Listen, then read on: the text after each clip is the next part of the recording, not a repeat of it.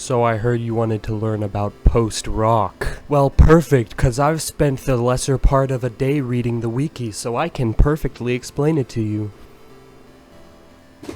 I've also been listening to it for a lot today. I just learned about it, but I've been doing my research, so don't worry, I can actually explain this to you now. Also, as you can see, new background. Anyways, post-rock. First of all, hello, I'm Axikia. Welcome to my cringy videos. I'm so glad you chose to click this one out of all of the other ones you could have clicked. Also, I feel bad for you. Welcome to genre discovery.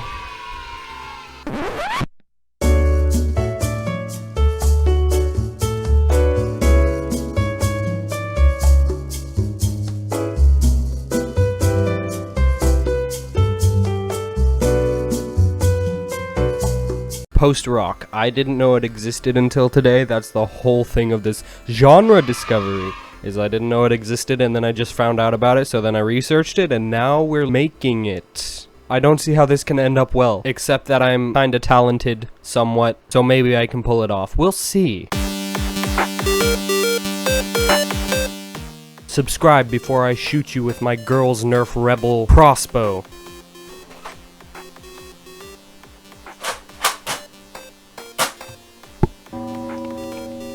Just end my suffering and subscribe, please. Alright, let's hop into it! Thank goodness I actually wrote a script for this, because as soon as I hit record on the camera, it's like I develop sudden ADHD. The term post-rock was coined by a man, a critic, named Simon Ronaldo. I think it's Reynolds. Simon Reynolds. He gave the name to the genre. He described this genre as, quote, I'm using quotes now. I gotta read it. Using rock instrumentation for non-rock purposes, using guitars as facilitators of timbre and textures rather than riffs and power chords. So basically what he's saying here is like, it screws all of the traditional things that rock has, like, you know, power chords and guitars doing melodies and stuff like that, and instead it turns it into this soundscape, and it makes guitars play more ambience and just feels, and you really get the feels with this dang music. Like, it's great. It's very similar to ambient music. By the way, if you're into post-rock and you know all this stuff and I am getting it wrong, please tell me in the comments. Thank you very much. I'd also just like to mention that Simon Reynolds did not actually create the name post-rock. It was already created and floating around between like bands and everything. He's just the one who popularized it and made it like a known name for it. So a lot of post-rock uses repetitive musical motifs, which is just fancy music man speak for saying melodies that repeat a lot, like very repetitive melodies. Now the point of this type of music is to use rock instruments to explore different timbres and textures that you can get in sounds. It's super cool. This type of music is made for the sake of music and for nothing else generally. Now texture is just interesting in music terms. It's just texture. I'm really bad at explaining it. However, timbre I can't explain. If you don't know what timbre is, it's like the different characteristics of a sound. So imagine you got a piano and a trumpet. You can play a middle C on that piano, or you can play it on the trumpet, and it's the same note, but it sounds completely different. That's because they have different characteristics. That is what timbre is. So post-rock is really interesting with vocals. Traditionally, it's instrumental. Like, most of it's instrumental, right? And that's because the instruments are supposed to convey the feelings and tell the story. Now, in most music, they just kind of take an easy way out with it. Like, especially pop, it's just really simple. That's why it's popular. But the lyrics tend to convey the emotion. Like, you just latch onto the lyrics. Without the lyrics, you could still have some of the emotion, but you're just not gonna understand the story. Now with post-rock, the instrumentation carries the entire story of it. You just get it from the instruments. So post-rock, normally it doesn't have lyrics anymore. However, there are cases where it does. Uncommonly, it can have them. But a lot of times when it has lyrics, it's not actual lyrics, it's just vocals. You can like just mumble some random concepts and then add a frick ton of filters on top of it and just make it sound like whatever the heck you want. And it's to use the voice instead of as lyrics, you use the voice as an instrument. And instead of it taking center stage like it does with pretty much all other music, it's backing the instruments and helping them sound better and helping convey the instruments' emotion and story better. So now in normal rock, we hear guitars playing power chords and melodies. In post-rock, they still carry the music, but it's in a completely different way. So instead of playing the melody lines, which often they do have a lead, but it's not the main focus, instead of doing what it does in rock, it's used to make ambience and to just layer everything up, and it just sounds so nice and like a lot of times there will be a bunch of electric guitars like layered on top of each other playing different complementing melodies and such, just layered together with a bunch of reverb, so it's just like open.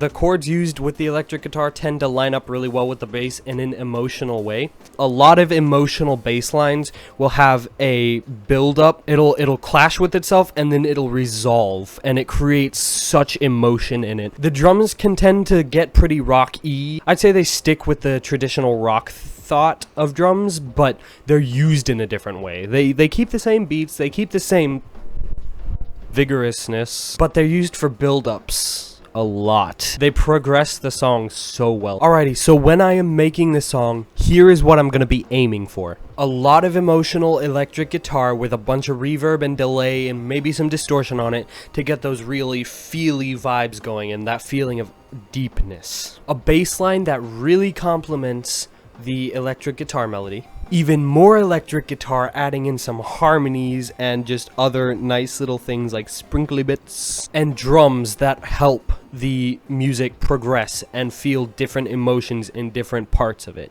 Now real quick, let's go listen to some examples and then we'll head over and start making some music. I haven't heard any of these songs that I have pulled up so far, so it's going to be completely new. I will link all of these songs down in the description. First one is by Explosions in the Sky because I heard they were really good, and it's called First Breath After Coma. The names are really descriptive of their emotional value, so I think that's really cool, and here we go.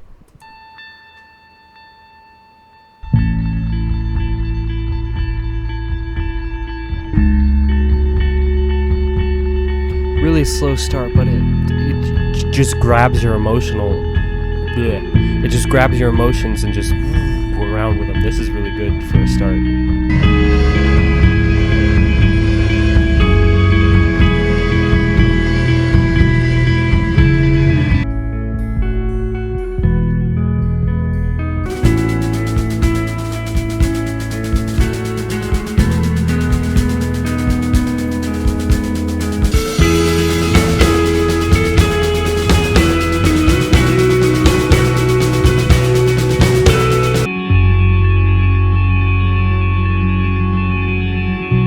Notice that drone in the background, the dum. That is great for ambience. Ooh, it just went down. I like that. I'm gonna take some notes.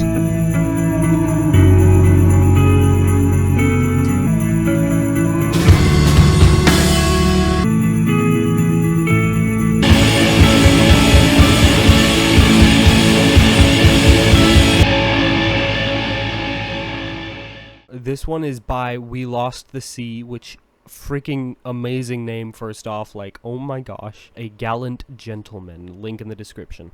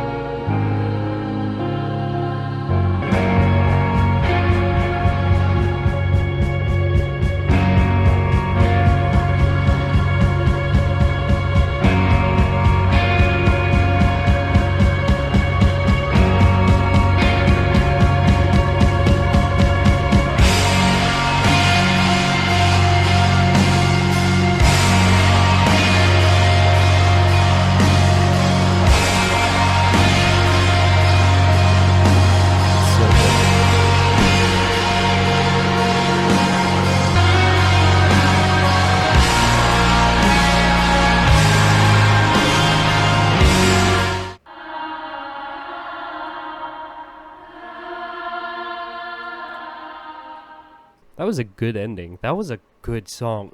Go listen to that one. That one was good. Alrighty, this one is by the Music Box, Fractured.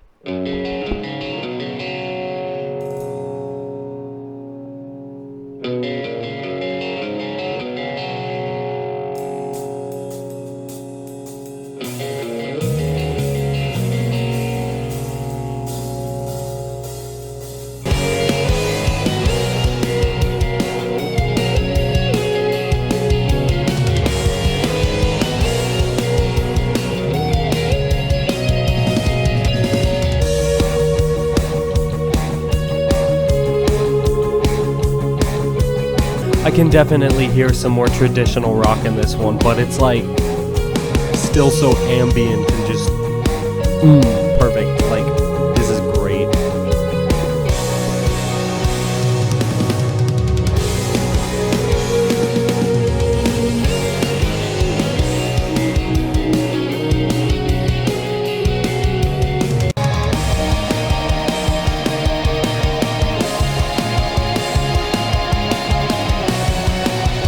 That bass line got funky all of a sudden.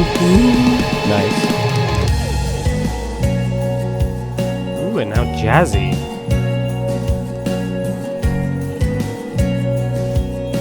That was enjoyable. It was much more upbeat and like faster and more rockish. I really like that one though. This one is by Tjaling. It's called Two People Holding Hands. This one's supposed to have vocals in it, so we can hear how that sounds.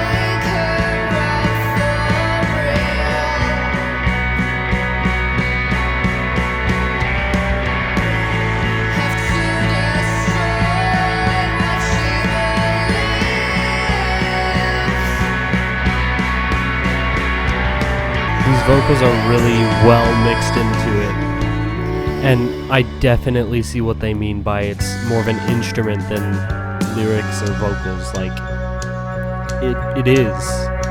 It just fits.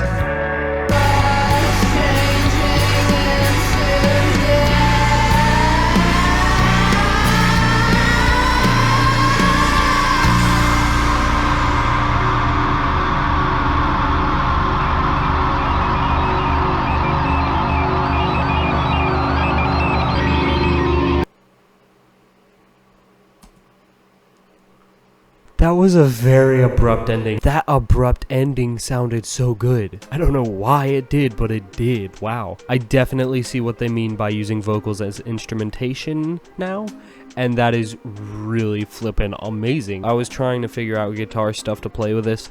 I think my type of guitar playing fits perfectly with this genre because it's very simple and yet emotional and like solo-ish. I have the ear, not perfect pitch, but I have the ear so I can just play stuff. So I just play what sounds good, and bada boom, bada bang, we got some amazingness coming on. Now I'm gonna go make this track. Side note, usually these types of songs end up being a lot longer than normal music, like 6 to 10 minutes, but I'm probably just gonna keep it kind of short. I might get up to 6 minutes, but it's probably gonna stay like 3 or something. Alright, let's hit it.